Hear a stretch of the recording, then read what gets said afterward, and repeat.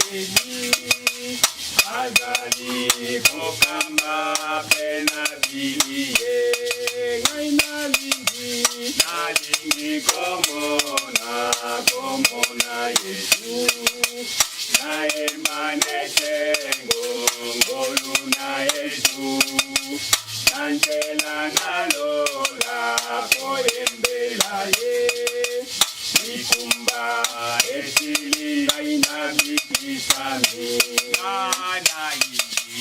nalingi komona Yesu naye manesengo ngolu na Yesu nanjela nalola koyembela ye ikumba esili ngaina bikisami tangu mikakatano eko elanga ukitisi emoko ako batela emoko akukama ngaya wanampe simana ukoma kuna nalola nalingi komona Yesu naye manesengo ngolu na Yesu nanjela nalola koyembela ye ikumba esilinga inabikisami nalingi komona Yesu naye manesengo ngolu na Yesu nanjela nalola koyembela ye ikumba esilinga inabikisami namosala na Nzambe butu ekoya nakati etelamo nalisusu te ngai nabelemi na nkolo angengeninga kosanga elongo kino nalola nalingi komona Yesu naye manesengo ngolu na Yesu nanjela nalola koyembela ye ikumba esilinga inabikisami nalingi komona Yesu naye manesengo ngolu na Yesu nanjela nalola koyembela ye ikumba esilinga inabikisami nakati na mokili pasi ezali nakoki komona nkolo na nkembo azali na mopanga akokambanga e abatelinga nkembo na Yesu nalingi komona Yesu naye manesengo ngolu na Yesu nanjela nalola koyembela ye ikumba esilinga inabikisami nalingi komona Yesu naye manesengo ngolu na Yesu nanjela nalola koyembela ye ikumba esili nabikisami. Totanga mukanda ya Roma chapitre 3 verset 4. Loin de là que Dieu, au contraire, soit reconnu pour vrai et tout homme pour menteur, selon qu'il est écrit, afin que tu sois trouvé juste dans tes paroles et que tes triomphes lorsqu'on te juge. Tosambela. Dieu notre Père, nous sommes réunis en ton nom ici pour glorifier ton Saint-Nom et pour que tu puisses nous parler. Dieu, que ton Saint-Esprit puisse œuvrer au milieu de nous. Nous savons que nous sommes tes enfants puisque tu nous as déjà connus avant la fondation de ce monde.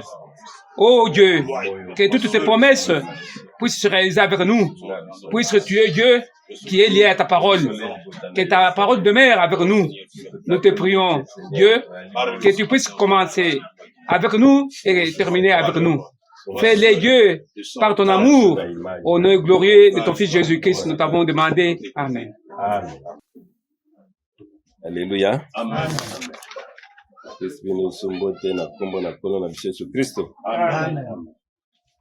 Sepeli kumona na nso kati na nzoto Nzambe azali malamu.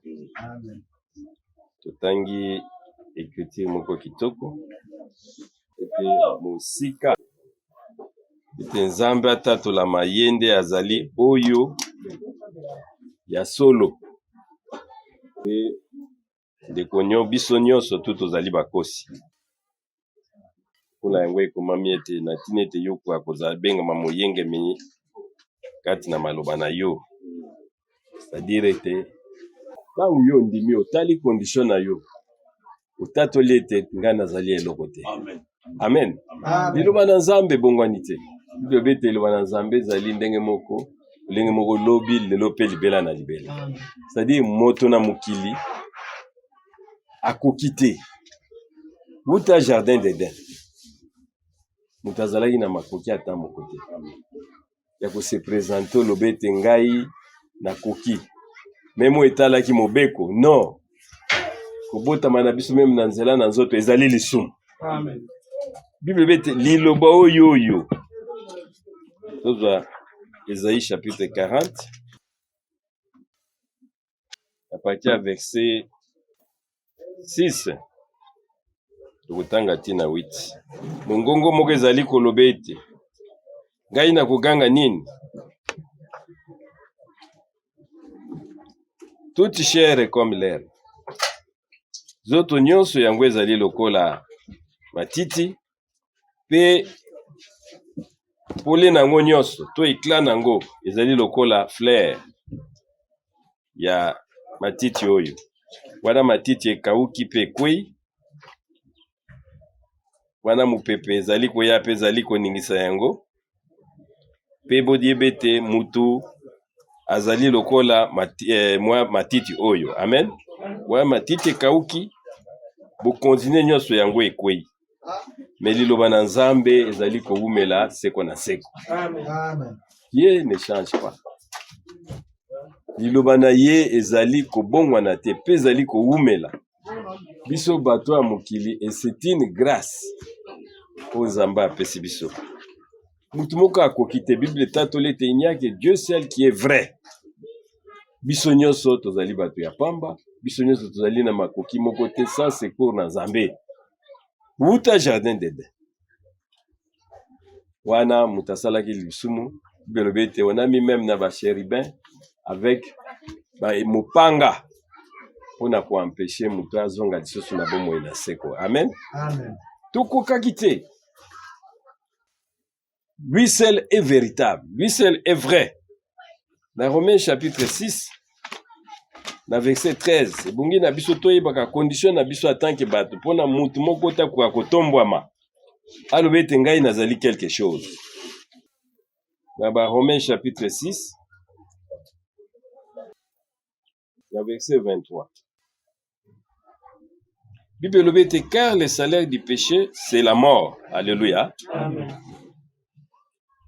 Le salaire du péché, c'est-à-dire biso bakosi nyonso tu tobengami masumu, tozali bato na masumu pe lifuta na biso ezali kufa. Amen. C'est-à-dire bomoi ezali te kati na mutu. Ebongaka pe tolakisa Nzambe condition na biso ete Nzambe ezali nde na ngolu na yo ya alingaka ndenge wana. Amen. Ayebi ete tozali racheté par la grâce. Salaire ya matongi oyo ya lukuta oyo nyonso ezali kufa. C'est ce que la Bible déclare. Mais le don gratuit de Dieu, c'est la vie éternelle en Jésus-Christ, notre Seigneur. Amen. Mais oyo likabo, les dons gratuits, likabo, pour dire que zana makasi na mututi.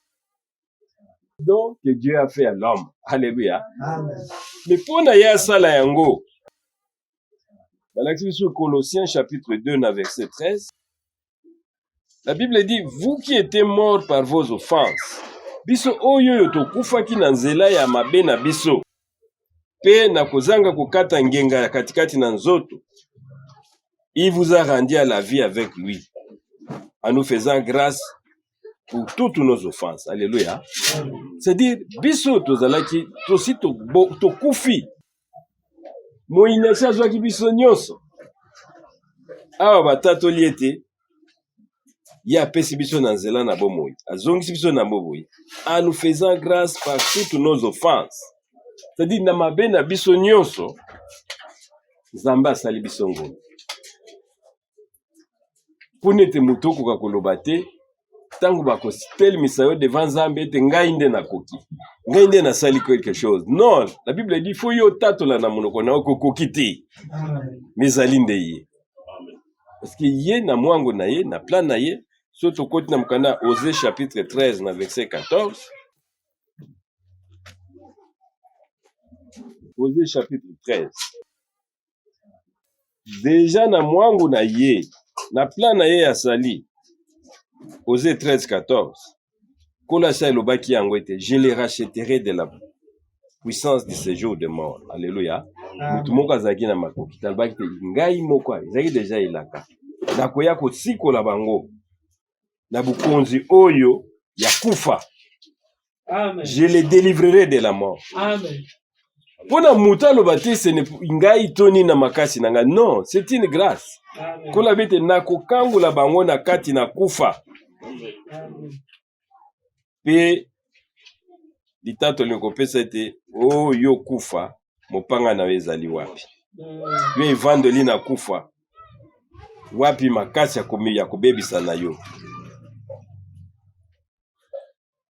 Mais les repentirs se dérobent à mes regards. Amen. C'est-à-dire Nzambe azosala tout conformément ya mwangu na ye. Biso tozalaki rien. Abete soki bososoli condition na bino bokanisa ete ngai moko nkolo nakoya, je les racheterai. Nakoya kosomba bino, nakoya kobimisa bino na kati na kufa oyo, parce que bokoki te. Na Esaïe chapitre 25 na verset 8. Esaïe 25 na verset 8. La Bible dit, il anéantit la mort pour toujours. Alléluia. Amen. Ye akobebisa kufa pona tangu nyonso, pour toujours. Amen. Amen. Zamba pambola bandeko kati na biso, frère Kefa. Zamba pambola yo frère Maracos. Amen. Il anéantit la mort pour toujours. Ezalaki déjà promesse kati na Ancien Testament et que ye akoanéantir, akosilisa kufa pona tangu nyonso. Et puis le Seigneur l'Éternel essuie les larmes de tous les visages. Pe ye akolongola pinzoli na biso. Amen. Amen. Biso tozalaki rien, tozalaki déjà condamné, biso tokufaki, éloigné de Dieu. Malobi ete ngai nakosilisa kufa o, nakoanéantir yango. Nzambe nde akosala. Eza na makasi na mutu te. Pono mutu atombola te alobi ete ngai nazali quelque chose. Non! Soki oyebi condition na yo yo, okoyi pe kokondane moninga te. Parce que yo obiki na grâce na ngolu. Amen. E Nzambe nde alobi ete ngai moko nakosala, nakoya kosilisa kufa oyo. Na mukanda bayebelo, Hébreux chapitre 2,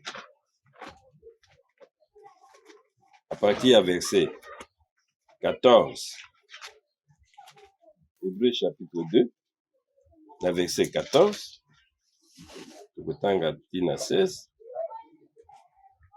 La Bible dit, ainsi donc, puisque les enfants participent au sang, wana balingami lokola bana bango bazali ko sangana na makila et à la chair pe na nzoto, il a également participé lui-même pe yemoko ayaki kokoma katikati na molongo wana, afin que par la mort il anéantisse celui qui a la puissance de la mort, c'est-à-dire le diable. Alléluia. Amen.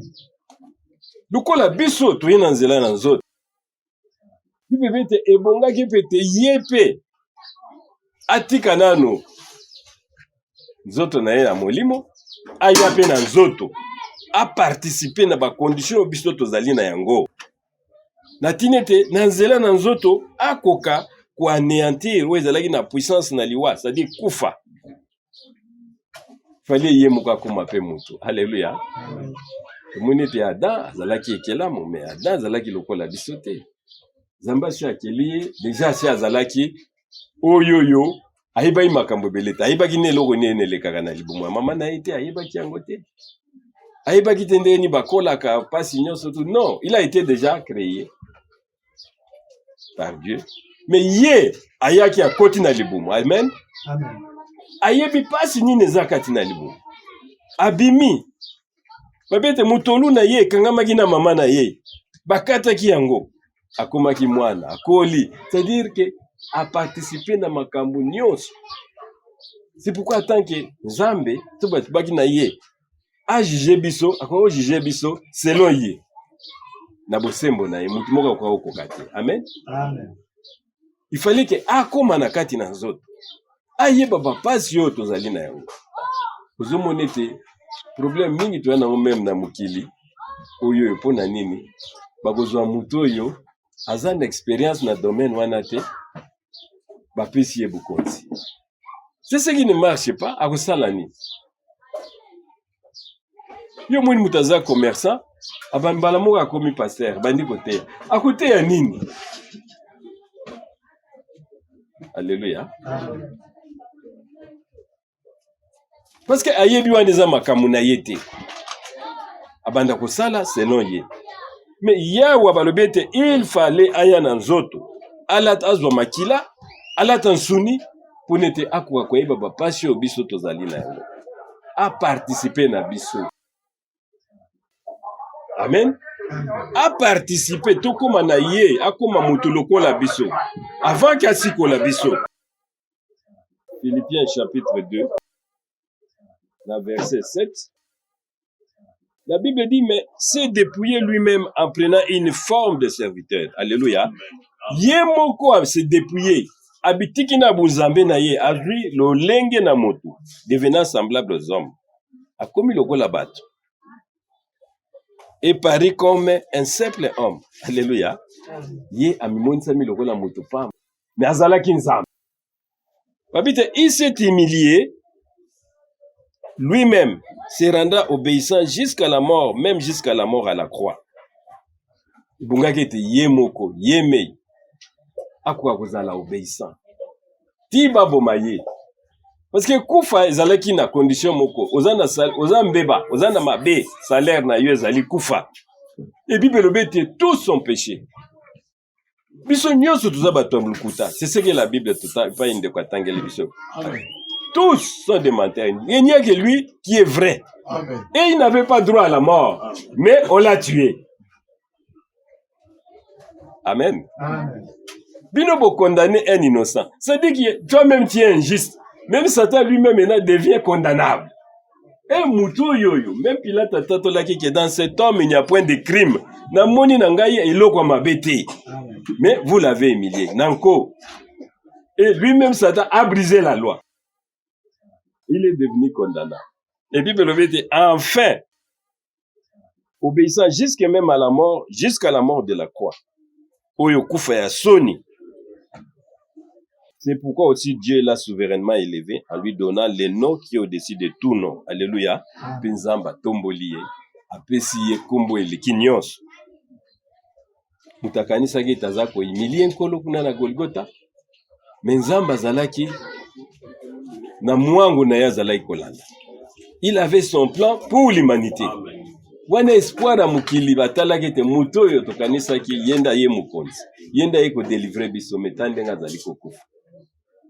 Mais dans nzela ya kufa wana ilonga izalaki. Pour n'être kokisa likomena lobaki ete ngai na ko détruire la puissance de la mort. Amen. Amen. Pour nezala na makasi na mutu te. Na mukanda ya 1 Pierre chapitre 1er, la verset 18. Bible dit que ce n'est pas par des choses périssables, par de l'argent ou de l'or que vous avez été rachetés de la vaine manière de vivre que vous avez hérité de vos pères. Ezali na nzela ya biloko ya mokili oyo te biso tosombami tosikolami. Mais vous avez été rachetés de manière de vivre, de vaine manière de vivre que vous avez hérité de vos pères. Na nzela batata na biso, ndenge na biso akobika, ezalaki yango te. Il fallait ya kosomba biso. Dans verset 19, mais par les sang précieux de Christ, alléluia, mais dans nzela makila oyo ya boule ya nkolo, comme d'un agneau sans défaut, sans tache. Il fallait un prix, pesama. Pour n'être biso tolaki ba tona masumu, biso balaki ba kosi. Tukuka kozala libéré, alléluia, tous la délivrer. Et un grand prix, ezalaki makila ya yemoko nzambe. Fallait sopam. Et puis le sang précieux. Et puis te loko yo sombi yango na valeur. C'est-à-dire que eloko wana yo zo considérer yango peza na mutuya. Amen. Soka somba ki biso na nzela makila na ye. C'est-à-dire amona ki te kati na biso tozali na mutuya makasi. Amen. Oko bimisa mbongo na yo te osomba lipapa balobi na yo lipapa oyo ezali par exemple $50. Non. Oye, eza na valeur na yango. Mais soki ba yeli yo oyo ba bengi mokoto. Ah. Amen. Bengi ndeko na bisa lataka manzantomo. Eleki o biso to lataka oyo. Non, oyo eza na prix. Amen. Nous avons été rachetés à un grand prix, c'est-à-dire loko ya valeur. Oui, amen. C'est vrai. C'est-à-dire que Zamba mona ikat na biso tozali ba oyo tozali tokoki na prix wana. Bo se minimizaka te. Toyebi te tokokaki te même ye ayaki. Asali musala moko ya kosikola biso. Asombi biso. Babi na wolo te, wole koyi kosomba makila te, makila na Yesu Kristo te. Eza na nzela ya mbongo te.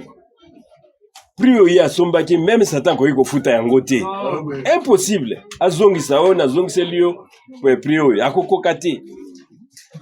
C'était le sang précieux de Christ. Dans Luc 24, dans verset 5,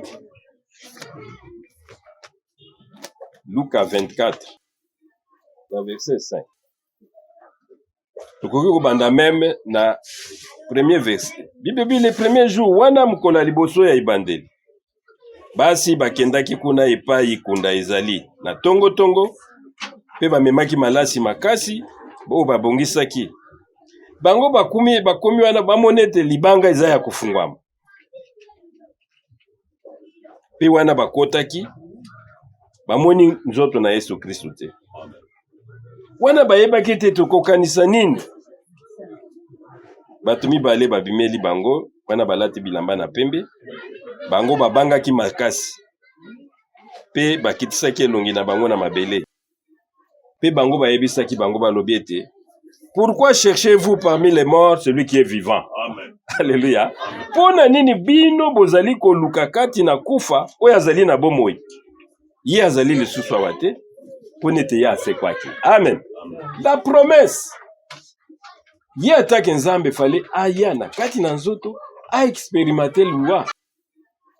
Mais Bible le dit, je ne permettais pas que mon sein voie la corruption. C'est-à-dire kufe kokai kokanga ite. Pona ete ye azali nzambe. Et basi bazali ko yaba ko tambula bito ya basi na yango kuta ko tindikela biso kufungulila biso tombo oyo. Po ato cha ata malasi. Taba kuti bakoma wana bakuti tombo ezali ouvert. Et Bible tatoli ete il est ressuscité. Amen. Amen. Notre Dieu est vivant. Amen. Il est entré dans le séjour d'amour. Mais il est sorti. C'est l'unique tombeau où ezali vide. Pona ko sikola biso. Pona ete moko ta ko koloba ete ngai na koki Beaucoup de temps ko telema sur la montagne de Sion ko tangelaka bato ba loi. Non. Nous sommes libres. Amen. Acquittés en Jésus-Christ. Amen. Libérés. Amen. Amen. C'est vrai. Croyez cela, frère. Amen. Wanezala est bon que pas bovandi. Et t'es aussi qu'on a mis un grand prix. Et puis, oh, you a si qu'on biso azali na bomoi. Dans Jean chapitre 20, verset 19,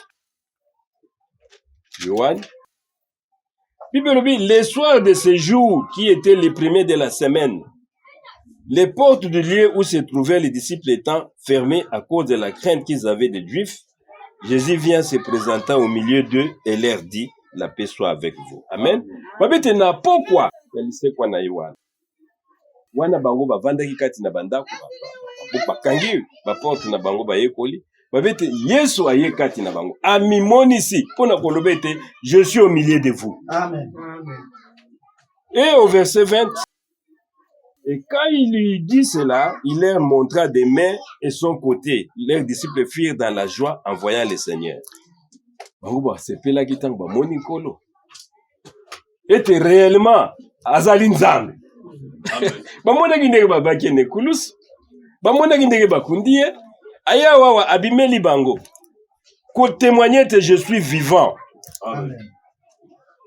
Notre Dieu est vivant. Amen. Et quand nous nous réunissons, tant que vous tambola, sache qu'il est là. Amen. Atikala na kundate. Amen. Et la Bible dit c'était la joie. Ça leur a réconforté. Amen. Koya sikoli biso azali na bomoi. Amen. Ndimaka yango zalaka mutu na isengo. Et tu osumami a un grand prix. Ko ezali makila na Yesu Christ. Jésus le véritable. Amen. Tu peux l'accepter. Yende akoki. Yende azali oyo ya sembo. Biso tuzali nil. Tout celui qui l'a fait. Et dans Apocalypse chapitre 1 verset 17. Yemoka pesi litatoli. Apocalypse chapitre 1 verset 17. Bible dit quand je l'ai vu, wanana ila Patmos. Jean monakie, j'ai tombé à ses pieds. Ngai na kwei na makomono la ye lokola mutu akufi. Pe ya simbaki. Ngai na loboko na ya mobali. Pe alobi kobanga te. Ngai nazali oyo ya yambo pe oyo ya suka. Ngai nazali na bomoi. J'étais mort et voici je suis vivant au siècle des siècles. Je tiens les clés de la mort et du séjour de mort. Amen. Et ça la fait grâce pour nabiso nzambe pacha biso loboko na ye. Ikolo na mitu na biso. Amen. Ata tolete boyebete nazali oya liboso oya suka. Ngai na kufaki pe nazali na bomoi. L'unique oya sikola ki biso. Il est vivant. Maintenant ko intercéder pour nabiso. Mutu akokaki te. Mutu azalaki na makasi moko te. Puis bebete tous à tous au monde, zako loba, zako tatola, oh boy, comme maintenant tout le monde prêche sur la loi. Bible dit personne n'a été trouvé digne. Amen. Il faut toyer bakayango, pour l'exemple condition nabiso. Dans Apocalypse chapitre 5, chapitre 5 na verset, ou maintenant nous attendons à verset à liboso. Puis je vis dans la penga ina moni na loboko ya oyo. Avandaki na kiti na mobali. Na monaki mwanji moko na nguya. Pe mwanji wana azalaki koganga. Nani yango azali na makoki ya kosimba buku oyo pe ya kufungola bilembo. Au verset 3, Bible bete mutu moko te ezala na likolo, ezala na se ya mabele oya kokaki kozala digne ya kosimba buku oyo. Amen. Amen. Et je plairai beaucoup. Wana Yohana lelaki mingi. Parce que personne n'a été trouvé digne. Na verset 9, wana bokotanga bino moko conteste. Pe bazalaki kosala nini koyemba moyembo na sika. Pe bazalaki kolobete yo zali na makoki. Nani mwana na pate. Po azalaki imolé. D'en ouvrir les seaux, kosimba buko pe kofungola yango. Car tu as été immolé. Yo, au betamaki. Et tu as racheté pour Dieu par ton sang des hommes de toute tribu. Alléluia. Yondo sombaki na nzela makila na yo. Bato yo nyonso tu ya mabota nyonso. De toute langue. Ya minoko nyonso. De tout peuple et de toute nation. Biso nyonso. Le Seigneur a répandu son sang pour l'humanité. C'est question maintenant de croire. Et là, comme ça, c'est biso tika akondima. Mutu moko azalaki digne te. Kaka ye. Même ya kosimba Bible kufungola bilembo. Dike to mona eza Branham da fungola ki bilembo te. Non. Ce n'est pas la parole de Branham. Non, ce n'est pas le message de Branham, c'est le message de Dieu. C'est lui l'agneau qui était digne. Oh ya a betamaki na ikulus. Pona yo pona nga. Amen. Nous dans 1 Pierre chapitre 2, verset 9.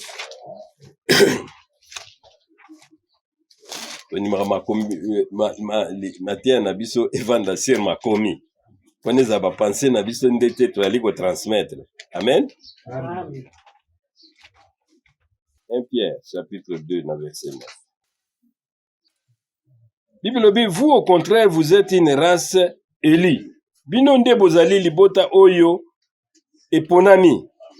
Un sacerdoce royal, une nation sainte, un peuple acquis, afin que vous annonciez les vertus de celui qui vous a appelé des ténèbres à son admirable lumière. Amen. C'est-à-dire, biso sasa yipi, ezali batonde tukukito to la monene na ye. Bolamu na ye. Partout, kulobete ezali ye Yesu Christ. Oui, yende asikoli biso, yende azalio ya kokaki. Il faut tout louer ye. Qu'il est le seul qui est digne. Et il continue, vous qui autrefois n'étiez pas un peuple et qui maintenant êtes le peuple de Dieu. Alléluia. Lobi tuzalaki batupamba, toalaki na nzambe te. Mais ça yibi tobengami bana na nzambe. Vous qui n'avez pas obtenu miséricorde et qui maintenant avez obtenu miséricorde. Oyo tuzalaki na kati na mawana nzambe te, mais ça yipi tozui mawana nzambe. Alléluia. Amen. C'est une grâce. Ezalingolu. Bible dit, maintenant il a fait de nous des rois et des sacrificateurs. Amen. Bato tukuiko tatu la monene na ye. Mais d'abord koyeba utaki wapi. Tu étais nul. Et lui-même est descendu na kati ya potopoto wapi.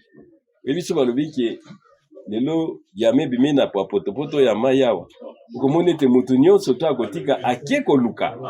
C'est-à-dire, pour Dieu, nous étions des gens de valeur. Aïe qu'on nous capsule dans la boue. Pour qu'on tombe la biso. Biso toi qui batupamba, asal biso une race élue. Amen. A tombo li biso. Racheter un grand prix, qui est le sang de Christ. Amen. Amen. Ça, c'est la bonne nouvelle. Amen. La bonne musique. Amen. Comme dit toujours frère Marc. C'est ça l'évangile. Amen.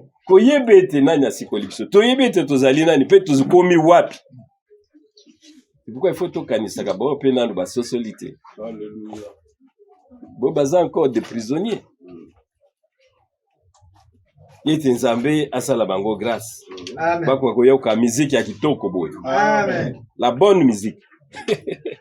Jean 11, 25. Jésus lui dit, je suis la résurrection et la vie. Celui qui croit en moi vivra quand même il serait mort. Amen. Amen. Ah ouais, ils na isolo tango ya résurrection ya Lazare. Wana baza ko patapata kufa ki obona boabite ngai nazali bisekwa. Il a déclaré, il est la vie. Il est la résurrection. Puis le bete oyo nyonso akondima ngai akoleka su na nzela na kufa te. Amen. Et lui même na kufa na nzoto, eza susu na place na kati na bisote. Mwana na nzamba banga ko kufa te. Paul a lui la mort mais un gain. Ko faisait juste changement d'adresse. Amen. Baza ko longola yo ba meminga na mikono. Balongo lui ba memi, tu changes seulement d'adresse, c'est-à-dire pour le delà, ça vous permet d'aller au paiement. C'est vrai. C'est-à-dire que ça nous permet de quitter le corps ici pour nous au paradis. Mais ce que moni o muto ayebi nzambe te ndenga lingi kokufa me. Faut voir tout na ba médecin ba koyebisa yo. Omoni te muto ayebi nzambe te aza kobunda aza koboya. Po ayebi te kuna aza kokende détresse za makasi.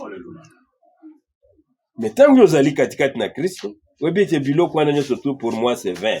Amen. Il nous a racheté à un grand prix. Et alors, je suis la résurrection, je suis la vie. Yenda zali na bomoy. Aucune chose maintenant ne peut nous contraindre à quoi que ce soit. Non, il est vivant.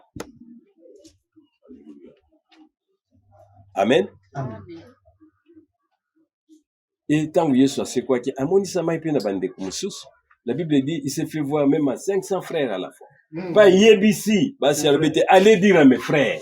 Azana bande konaye. Amona na kisuna ba payente. Non. Même yo maintenant, pour le moment, ce que vous allez azali na bomoy, ogoyeba liloba na bomoy. Amen. Ce n'est plus adressé aux morts, non. Il se fait voir na ba oyo ya ye. 500 frères l'ont vu. La Bible dit, atikali na baye konne pendant 40 jours, azako enseigner bango sur ce qui est du royaume des cieux. Ils l'ont vu. Bamona ki. Dieu est vivant. Amen. Tout ko kakozala te ke toza na évangile moko, toza abandonné. Non. Il est avec nous. Amen. Nyoso bozali kolela, nyoso bozali kosala ayebi yango. Amen. Dans Marc chapitre 16, na verset 14. Malako, chapitre 16, na verset 14. La Bible dit, enfin il apparaît aux 11 pendant qu'ils étaient à table. Wana bavandaki na katikati na mesa, amimonisi na ba oyo ya ye, zomi na moko. Il est reproché à leur incrédulité. Et loko kaka, ye atelemelaki bango, ezapona ni bazangaki kondima. Et la dureté de leur cœur, pe mutema na bango makasi, parce qu'ils n'avaient pas cru ce qu'ils avaient vu ressusciter. Alléluia. Amen. Parce que bango bandima quitté. Ils n'ont pas pu croire à ceux qui ont vu. Batma basi baye baye bisi bango ke, ils n'est plus là-bas. Bon babité, ils avaient toujours des doutes. C'est ça. Le Seigneur a reproché l'incrédulité. C'est ça. Même le loyo, Zambé a reproché l'incrédulité. Ce qu'on limité, bah oyo bah c'est l'expérience dans Zambé. Amen. Et ça n'a pas toi c'est l'expérience dans Zambé, mais n'attend on a biso. Amen. Zambé a solo ni na bango des bouches comme ça. Et ceux qui osent croire que réellement Zambé a solo ni na tango na bateau bazali. Tout aux yeux frères n'abso branam. Dieu a parlé avec lui. Amen. Le 11 juin 1933, il est arrivé au Oyo. Zambé a solo ni na ye. De même que Jean-Baptiste a été envoyé comme précurseur de ma première venue, tu as envoyé avec un message. Ayoki Mbongo, et vous préparez vos ongles dans la méba. Ce sont des gens qui ont fait l'expérience que Nzamba Zali na Bomoy. Et nous croyons cela par la foi. Amen. Qu'il est là. Amen. Amen. Alléluia. Amen. Tu crois que c'est la différence, Nanzambe na batu na etango atsasekwi se présenter na ba oyo yayi a condamné bango bete pourquoi bondima kite ba oyo ba sali expérience nanzambe. Il y a de véritables expériences et ça te ba oyo baza ko créer ngai na mona ki nzambe. Oh, non. Frère Branham a vu Jésus-Christ. Amen. Il lui a donné des instructions. Il faut croire à un tel homme. Il faut croire na parole nzamba lobaki na yete mo liloba wana cet évangile. À part cet évangile, il n'y aura pas un autre évangile. Non. Biso nyonso, il faut tokoka kondima. Ko casser incrédulité oyi. Croire à ceux qui ont vu. Même na tango na biso ezali na bayo bazali de bande baba ça l'expérience na nzamba. Amen. Dieu parle. Amen. Azo solo ana bango. Puis il est vivant. Babete on l'a vu. Et il leur a reproché. Pourquoi bondima kite ba oyo ba mona kingai? Ete nazali na bomoy. Amen. Amen. Et la Bible dit quand tu te confies à de tels gens, et longue est la katikati. Amen. 2 Chroniques chapitre 20, na verset 20. Wana balobete, le lendemain, ils se mirent en marche de grand matin pour le désert de Tekoas. Wana babandaki kokende na tongo tongo kuna na kati na isobe monene na mboka na Tekoas. Kotelema na bango Josaphat atelemi pe alobi na bango, boyoka libota na Juda pe bayo nyonso bazali katikati na Yerusalem. Confiez-vous à l'Éternel votre Dieu et vous serez affermis. Beaucoup kako zala na elika confiance. Bomi pese pa inaye na Nzambe na bino. Bino boko zala batu na pikiliki. Confiez-vous à ces prophètes et vous réussirez. Amen. Pe bomi pesa na basakoli na ye bino boko sala nini boko longa. Ukoko séparer Nzambe na basali na yete. Tangu Nzambe asekwi apesi ordre na ba oyo na ye. Bokende koteya. C'était des gens oyo bazalaki na un mandat divin. Le plein pouvoir apostolique. Awa bete soki yo komipesa ondima d'abord confiance na Nzambe wana zala pe na confiance na ba oyo ya ye po bazali koteya ye. Parce que le plein évangile epesa biso na ancien na nouveau testament. Amen. Basakoli na tango na kala pe na bantoma na ye. Amen. Dans Ephésiens chapitre 3 au verset 4 à 5. Ephésiens 3 4 à 5. Bible dit nakoteya ngaka makambo oyo bino bokoyi kososo lete mayele oyo Nzambe apesi biso kati na liboma na Yesu Kristo. Lokola yango efungwami te na batu mususu na makeke mususu na ndenge efungwameli biso mena. Na kati na molimo na bantoma na ye pe basakoli na Kristo. Amen. C'est-à-dire la révélation est donnée aux saints apôtres, aux prophètes de Dieu. Amen. Dans l'Ancien Testament, au vandi katikati na basakoli, dans le Nouveau Testament, Bible bepete na ba oyo ba apôtre na ye, bantoma na ye, Nzambe apesi bango emoniseli. Et yo kangama na batuana. Alléluia. Amen. C'est-à-dire que tu peux séparer Nzambe te na basali na ye. Non. Et tout supplier tout le monde de te revenir à la parole. Bozonga na liloba. Bozonga na liloba wapi ya basakoli pe bantoma. Ces gens ont fait une expérience avec Dieu. Zamba sololi na bango, atamboli na bango. Azo tambola na bango petit sikoyi. Soki yo kangami na muto Nzamba tindi, okangami na Nzamba. Amen. Bango baza na mopanga, Nzambe pa zali na mopanga. Na Juge chapitre 7, na verset 20. Juge chapitre 7, na verset 20. La Bible dit, les trois corps sonnèrent de la trompette. Wana bato misatu ba bengi ba beti kelelo. Et brisèrent les criches. Pe bango ba bukake ba emelelumai. Bango ba simbaki na loboko na bango oyo moto. Pe na moboko na bango na mobali ba simbaki epani ni kelelo ezali. Pe bango bagangaki.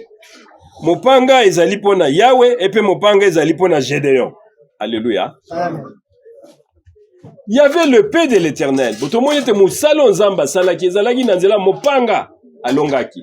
Pe oyo azalaki ya ye Gédéon. Azalaki motinda mina Nzambe. Mosali na Nzambe na tango wana. Un juge. Mosambis. Ye pa azalaki na mopanga. Oui, comme si frère Branham Zakou Bonde la monnaie fait bimi batime mais c'est quoi? C'est l'épée du roi. Amen. Mupanga zalaki na maboko na ye. Et puis ce kotangi na histoire à Gédéon comme on était kola alboyete batu bandeki mingi. Bo diminuer encore en nombre. Ba emile oh non mais na bo mela mai lokola bambo o bakotika la ngande na kobunda na bango na kotambula na bango. Pona elonga ezala kaka te. Pona bolo bete biso nde tokoki quelque chose. Non. Et longue état la manazam. Amen. Mais ba oyo ya ye, bazalaki pe na mopanga. Je dois vendre kaka boité. Non, il avait aussi l'épée de la parole. Amen.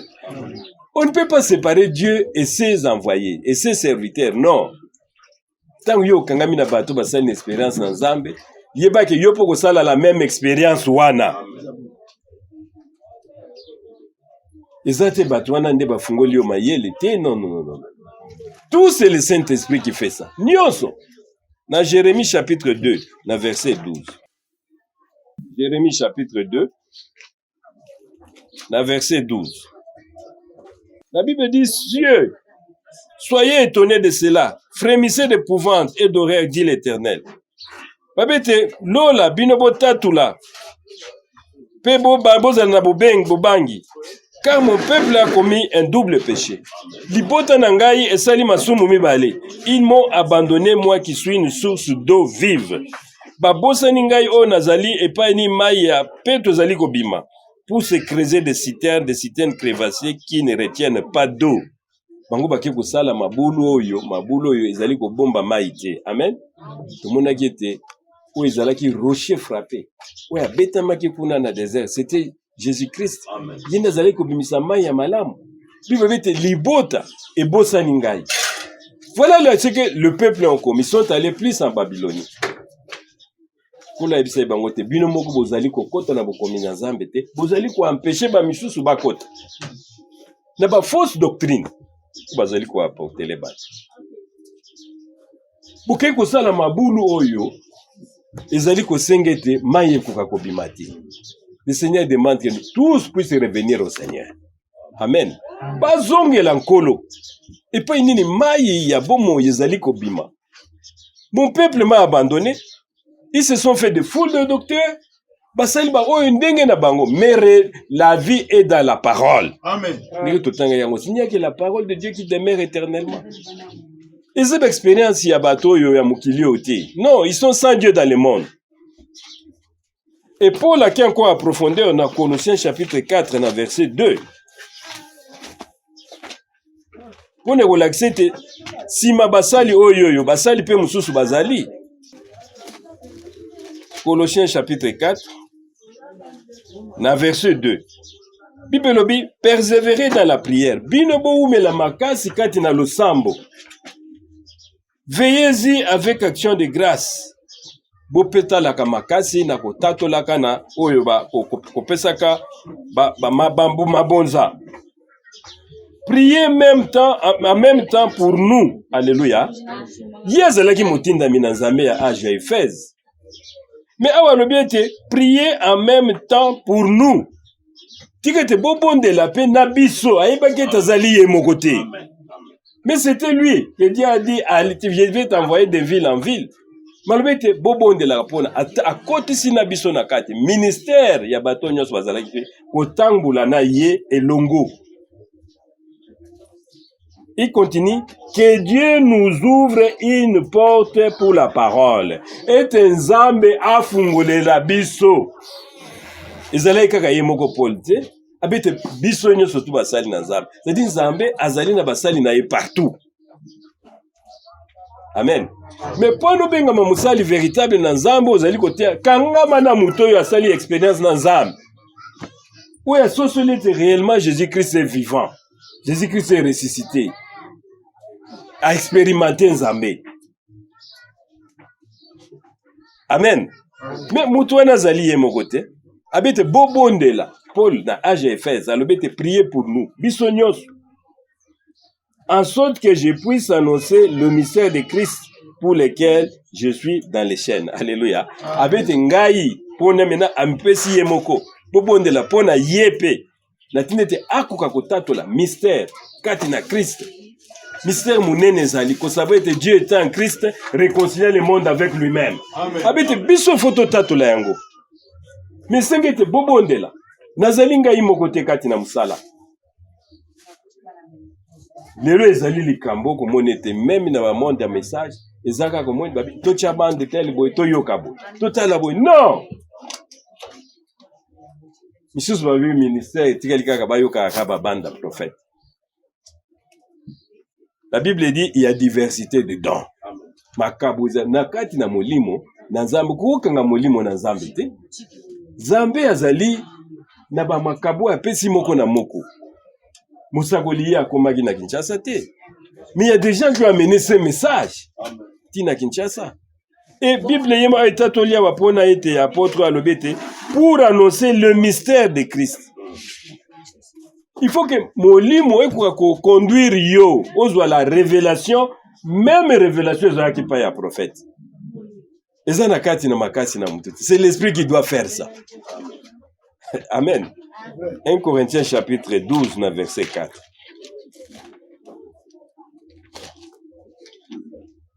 « 1 Corinthiens chapitre 12, verset 4. La Bible dit il y a diversité de dons, mais le même esprit.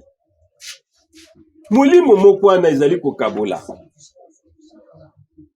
Jean ndenga ateyaki Yesu Christ. Marc paselaki évangile. Bango nyonso tu balaki na pensée moko, mais ezalaki te évangile oyo ozwi évangile ya Marc, ya Luc, ya Matthieu, soko tiango kaka A moko, B moko, tout ça. Non, le Seigneur les a conduits différemment. Amen. Mais il présentait Christ. Business hôtel le roi Branham te, business hôtel le roi Frère Frank te, mais quand nous avons la pensée, c'est la même pensée. Amen. Sur les chandeliers, sur les écritures. Tout c'est le Saint-Esprit. Le col il y a big sacrifice dans Zélan dans Zoto, il continue un travail dans le spirituel. Azali ko continue musala na. Dans Jérémie chapitre 33, dans verset 2 à 3. Jérémie 33. À partir du verset 2. Ainsi parle l'Éternel qui fait ces choses. L'Éternel qui les conçoit et les exécute. Babete yango elobi Yahweh azali kosala makambo yo nyonso. Nzambe nde azali na mwangu na ye pe azali kokokisa yango. Lui dont le nom est l'Éternel. Pe kombo na ye ezali Yahweh. Invoque-moi et je te répondrai. Alléluia. Biso soki tokobondela ye, invoque-moi. Nzamba kozongisa yani. Amen. Babete kaka tanga non, ye ako révéler yo. Soko bendeli kombo na ye. Je t'annoncerai de grandes choses, des choses cachées. C'est Nzambe nde ako révéler yo. Nzambe nde ako annoncer yo makambo minene, makambo yo ebombami.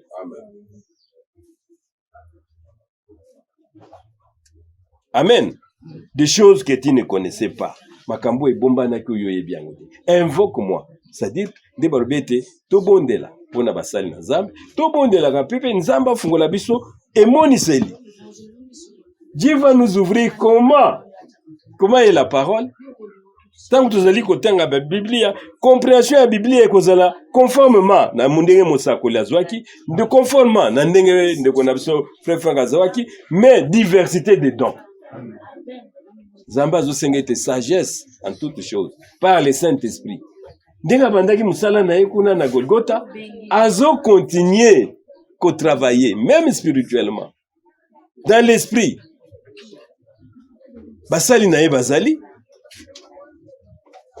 mosali na ye azali, basali na ye pe bazali. Amen.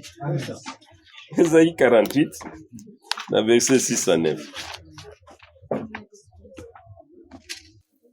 Esaïe 48. Tobainam na verset 5. Je t'ai annoncé des choses, je t'ai annoncé dès longtemps ces choses. Ngai déjà le makambo avant ekoka kosalama ngai nde na lakisaki bino. Je les ai déclarées avant qu'elles arrivassent. Ngai nde na tatoli yango liboso te koma. Afin que tu ne dises pas, c'est mon idole qui les a faites. Alléluia. Mais tu ne l'obéis zande ekeko na ngai nde sali yango. Non. Ukozwa idole na yo pe mutu. Ah mutu nda zo fungola biso mayele. Ah oui. Non, alobite koloba yango te. Nga makamu nyonso na tatoli yango déjà avant ekokisama. Amen. Yen kolo. Afin que tu ne dises pas c'est mon idole qui les a faites, c'est mon image taillée ou mon image en fonte qui les a ordonnées, qui entend, considère tout cela et vous ne l'avouerez vous pas. Maintenant je t'annonce des choses nouvelles. Alléluia. Abi sasa yipi ngape na koyebiso su makamu musu ya sika. Nzamba ko sala yango. Caché inconnu de toi, makambo yokuto yebite. Elles se produisent à présent et n'appartiennent point au passé. Jusqu'à leur avènement, tu n'en avais aucune connaissance, afin qu'ils ne disent pas, voici je le savais. Amen. Tu n'en as rien appris et tu n'en as rien su. Abi makamu su nzamba ko fungola biso. Autant marqué. Amen. Alléluia. Amen. Même les libats de l'histoire, il y a Molimo Santo. Autant marqué, Dieu le fera. Amen. Ayebi ndenge nya kosala yango. C'est une promesse. Bino bozela kaka. Tozala kaka na présence ya liloba na Nzambe. Tozala na présence ya kobondela Nzambe. Nzambe akokokisa yango. Makambo minene kosalama. Abete, ce sont des choses que yemoka nouvelle pour ekosala. Dans Jean chapitre 14, dans verset 12. Jean 14, dans verset 12. En vérité, je vous l'ai dit. Celui qui croit en moi fera aussi les œuvres que j'ai fait et il en fera des plus grands parce que je m'en vais au Père. Alléluia. C'est une promesse. On zambé akokokisa yango. Soki bino bokondima bokosa makambo minene. Des grandes choses. Écriture nanu ko tomoni yango te salamaika na Yesu Christ. Pe kokokisa manatango na biso. Yango nde tozali kozela. C'est ici aussi le baptême du Saint-Esprit. Le Seigneur, il dit, si vous croyez, je vous l'ai dit, celui qui croit en moi, qu'on croire na mutute, qu'on croire à un prophète, qu'on croire à... Non, croyez en Jésus-Christ. Amen. Comme dit l'Écriture, le kola likomelo. Ete ye abandaki musala, ako continuer na ngwazali ko sala yangola. Bible le mette, quand nous serons manifestés, nous serons semblables à lui. Donc vous allez kola yazali. Azo travailler. Ce que nous étions hier, ce n'est pas Otoza Lelo, et ce n'est pas ce que nous serons demain. Le Seigneur travaille. Mais bien, je vous réserve une consolation. Akosala yango. Bébé Téli a comment que pas ya maman une veuve où il n'y avait rien. Habite tous en Lelo côté comme moi lui les alliés. Lui symbolise le Saint-Esprit, juste un petit rien. Il y a le bina énorme bon. Vous qui ne bossez senga banzungu. Amen. Beaucoup de ça vous verrez les miracles. Et maman ya kia zui lui les autres ndakaka, les autres ndakaka. Ala isense akwe bisa mutu na za. Malobo lobaki kuna bénédiction etondi. Amen. Bénédiction etondi. Abia boki ndeboteka yo na famille na obobika. Dieu n'a pas changé. Il doit nous consoler. Amen. Abite, je vais consoler mon peuple. C'est aujourd'hui. Dans ce temps de la fin, des temps de la fin, Dieu, nous attendons la consolation. Zamba kotika biso te. Mais toza la kati na liloba. Amen. Alléluia. Toza la kati na liloba. Yango abisaki Petelo, abisi Petelo. Petelo abia butu mobimba to péché bo etozui eloko te. Abino boaka munyama maintenant koto na loboko toki à droite. Alléluia. Boaka. Abin kolo to lembi mais maintenant nanzela liloba na yo toko boaka. Amen. Amen. Maintenant c'est le problème de la parole. Être aligné à la parole. Faire être obéissant à tout ce que la parole nous dit. Le Seigneur va agir. Et tant que boaka ki munyama bénédiction la ikaka pona ite. Si mon frère Marc est béni aujourd'hui, moi aussi je serai béni. Amen. Amen. Amen. Amen. Si frère Boilo est béni, non, je sais que nous serons tous bénis. Amen. Ce n'est pas un parti politique, mais nous sommes. Je lui dirai, frère Boilo, je suis ton frère. Amen. Au moins, il y a un bureau, je serai là. Dans tu trouveras la solution. Amen. Va dire à mes frères, quand Pierre était béni, il a appelé les autres. Venez, la bénédiction est là. Ils sont venus.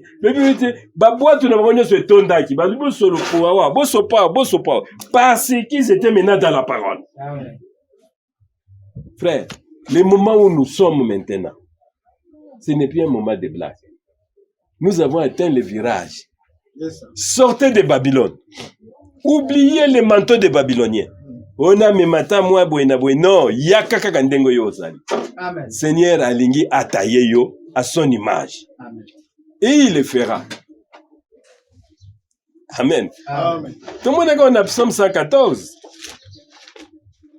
Kuna tangba na Israël babimi. Ba komi na présence ya mer rouge. Babete mai efungwa maki. Mai yango moko efungwa maki. Pona nini? il y avait un Dieu au milieu d'eux. C'est vrai. Amen. Psaume 114. Quand Israël sortit d'Égypte, ouais, mais Israël est bimaki en Égypte. Quand la maison de Jacob s'éloignait d'un peuple barbare, alléluia. La Bible dit, il y a maintenant un appel à sortir. Sortez de ce peuple barbare. Sortez du milieu d'elle, mon peuple. Ma Bible dit, quand ils sont sortis d'un peuple barbare. Amen. Amen. Juda devint son sanctuaire, Israël fit son domaine. La mer les vit et s'enfuit. Mai munene mona kibango ba kimi mai panzani. Mais Israël, Juda, basaki na force mokote, mais au milieu d'eux ils avaient un Dieu puissant. Amen. Mai e mona ki mokeli na yango pe panzani. Amen. Amen. Amen. Ezala makambo ya nzoto te. La Bible continue. La mer levée s'enfuit, les Jourdains se retourna en arrière. Les montagnes sautèrent comme des béliers, les collines comme des agneaux. Quand tu meurs pour t'enfuir, Jourdain pour retourner en arrière. Jourdain a vu qu'au milieu d'eux, il y avait un créateur. Amen. Il y avait un Dieu vivant au milieu d'eux. Pour le moment, c'est de regarder à la parole. Sinon, à ta parole. Amen. Si vous savez maintenant, nous avons les deux pieds sur terre. La Bible dit quand il a été élevé au ciel, il a ouvert. Un mystère qui était le nom. Vous saurez tout ce que je suis. Et puis je vais attirer tous les enfants de Dieu vers moi. Amen. Amen. C'est lui le véritable. Dans 1 Jean chapitre 5, dans verset 20. 1 Jean chapitre 5, dans verset 20. La Bible dit, nous savons aussi que le Fils de Dieu est venu, et qui vous a donné l'intelligence pour connaître le véritable. Et nous sommes dans le véritable, alléluia, en son Fils Jésus-Christ. Katina mwana na Yesu Christ, c'est lui qui est le Dieu véritable et la vie éternelle. Amen. La vérité, ce n'est qu'en Jésus-Christ. Bon, moi, il y a ce que ça Katina Yesu Christ. Amen. Que Dieu vous bénisse. Amen. Dans le sein de Jésus-Christ. Amen. Amen.